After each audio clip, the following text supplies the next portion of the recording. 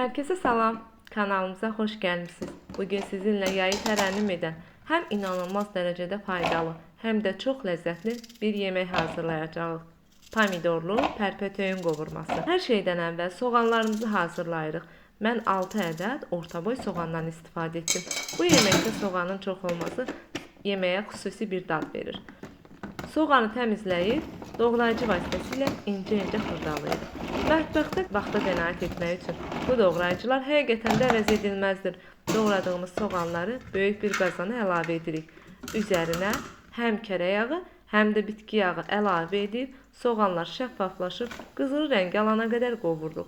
Soğan qazanda qovurularkən biz pərpətöyünümüzü təmizləyirik. Pərpətöyünün qalın köklərini ayırıb, yalnız təravətli yarpaqlı və incə gövdə hissələrini saxlayırıq. Pərpətöyün orqanizm üçün əsl vitamin anbarıdır. Xüsusən də omega 3 baxımından çox zəngindir. Uşaqlara yedirtmək üçün mütləq bu reseptdən istifadə edin. İndi isə sıra gəldi sulu şirin yay pomidorlarına. Pomidorun qabığını bıçaqla soyuruq.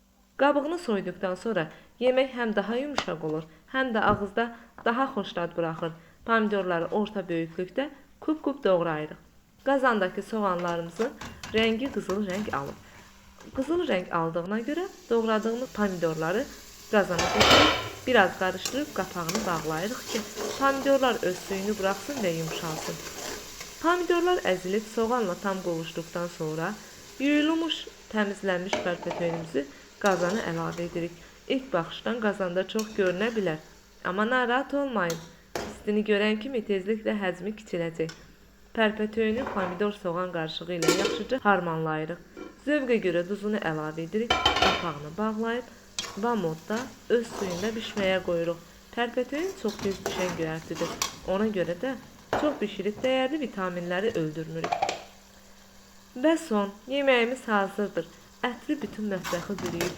Pərpətöyünün xəfif, turşməzə dadı, pomidorun şirəli sosu və soğanın aroması mükəmməl bir ahəng yaradır. Yeməyimizi gözəl bir servis qabına çəkirik.